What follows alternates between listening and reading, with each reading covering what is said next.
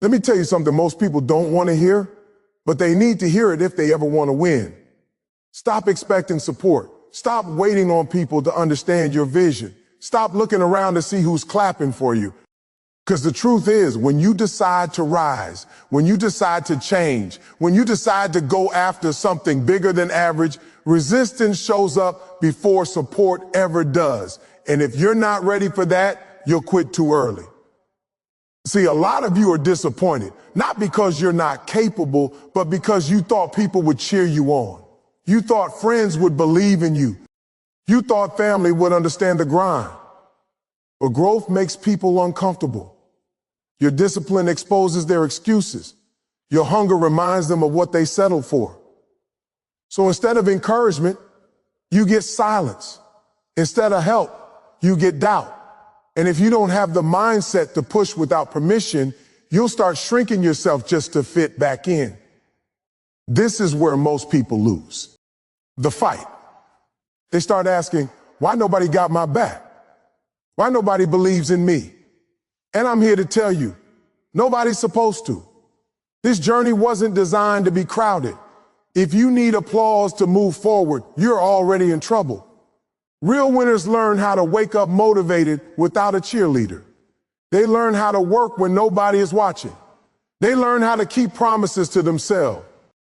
Even when everybody else forgets about them, you've got to understand something. Expecting resistance doesn't make you bitter. It makes you prepared. When you wake up knowing people might doubt you, talk about you, or overlook you, it doesn't stop you. It fuels you. You stop taking things personal. You stop explaining yourself. You stop wasting energy trying to convince people who already decide not to believe. Instead, you put that energy into your craft, your discipline, your consistency.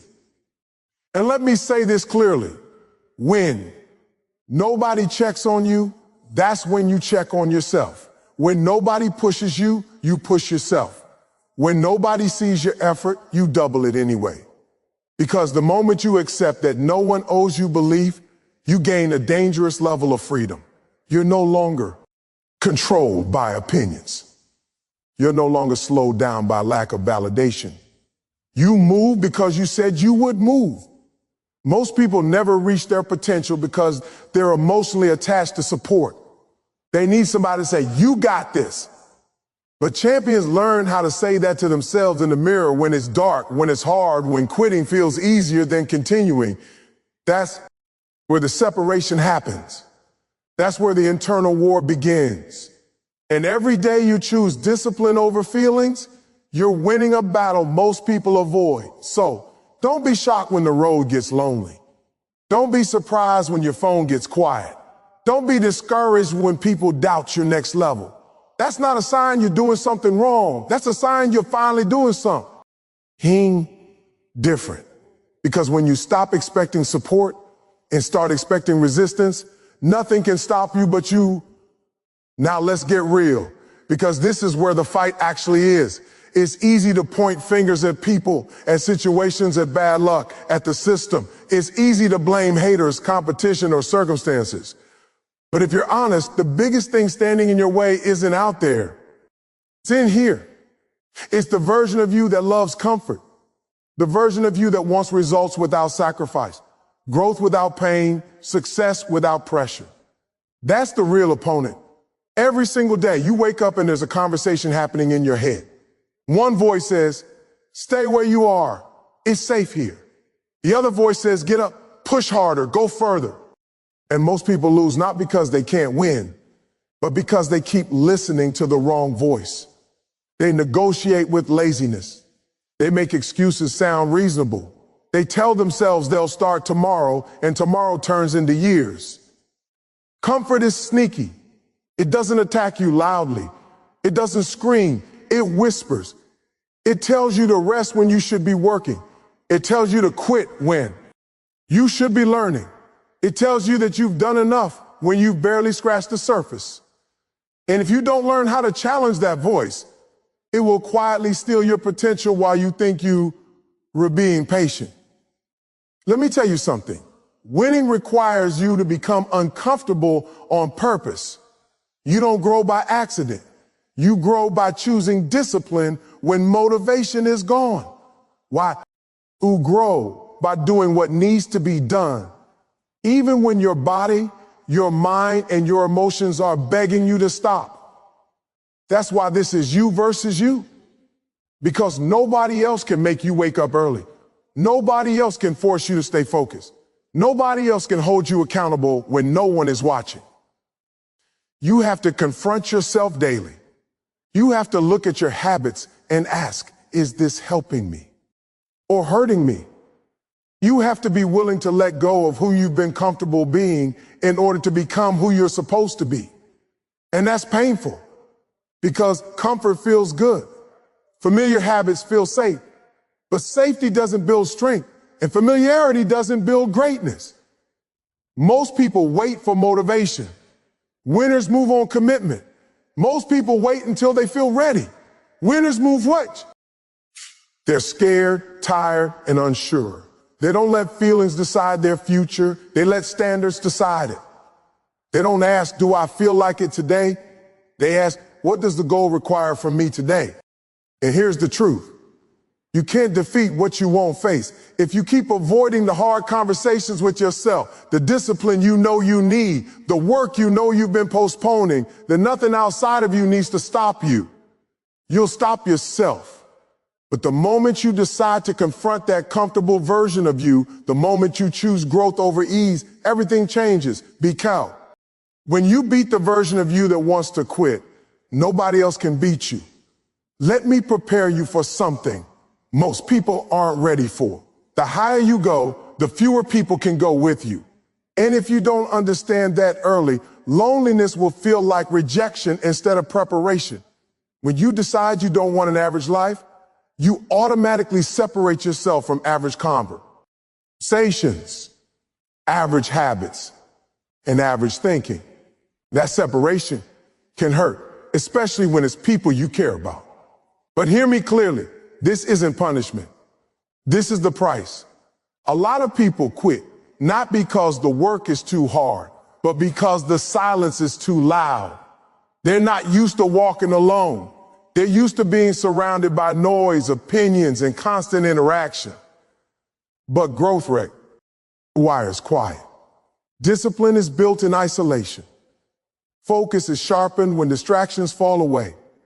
When you're alone with your thoughts, that's when you really find out who you are and what you're made of. There will be seasons where the phone doesn't ring. The invitations slow down. The people who used to be around every day start fading. And if you don't understand the purpose of that season, you'll try to pull people back who no longer fit where you're going. You'll water relationships that drain your energy instead of feeding your future. But winners learn how to protect their solitude because they know it's where clarity is developed.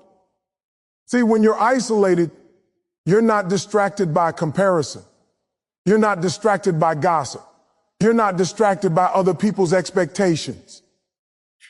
You start hearing your own voice clearly. You start understanding your own vision deeply. And that's dangerous in a good way. Because once you know who you are and where you're going, it takes a lot to knock you off course. Most people are afraid of being alone because they confuse it with being abandoned. But there's a difference between loneliness and isolation. Loneliness is empty. Isolation is intentional.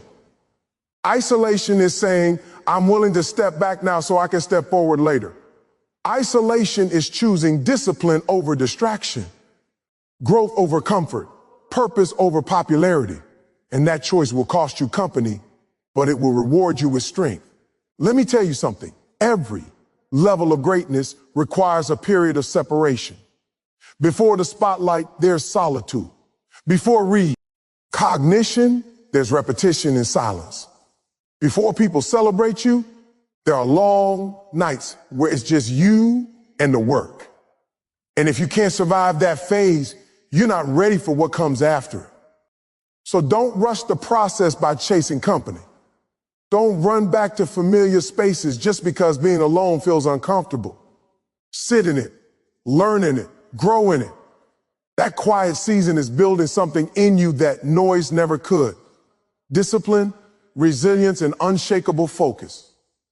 Because when you learn how to stand alone, you're ready to stand on top. Now let me bring it all together, because everything we've talked about comes down to this one battle, the war inside you. Before the world ever sees a win, it happens internally. Long before results show up on the outside, decisions are made on the inside. And if you don't win that internal fight, nothing external will ever matter. Every day, your thoughts are either building you or breaking you. Your mind is either a weapon or a weakness mode. See, people let their thoughts run wild, fear, doubt, past failures, opinions of others. And then they wonder why they feel stuck. But winners understand this. You don't wait for your mind to get right. You train it. You discipline it. You take control of it. Because if you don't master your thoughts, they will master you. There are going to be days when everything in you wants to quit. Days when the results are slow, the progress feels invisible, and the pressure feels heavy. That's not a sign you're losing. That's the test. That's where most people give up. Not because they can't continue, but because they talk themselves out of continuing. They start believing the lie that it's not worth it, that they're not built for it, that maybe this just isn't their time. But the moment you learn how to shut that voice down and replace it with discipline, everything shifts. You stop asking, how do I feel today? And you start asking, what does the standard require today? You stop moving based on emotions and start moving based on commitment. And commitment will carry you when motivation disappears. Winning the internal war means holding yourself accountable even when no one else does. It means telling yourself the truth when excuses feel more comfortable. It means staying locked in when distractions are calling your name. It means choosing the long-term reward over the short-term relief again and again until it becomes who you are. And here's the powerful part. Once you win inside, the outside world loses its control over you. Criticism doesn't shake you. Delays don't discourage. Why? Pressure doesn't break you. Why? Because you've already faced the hardest opponent there is, you. You've already defeated laziness, doubt, fear, and inconsistency in private. So nothing public can stop you.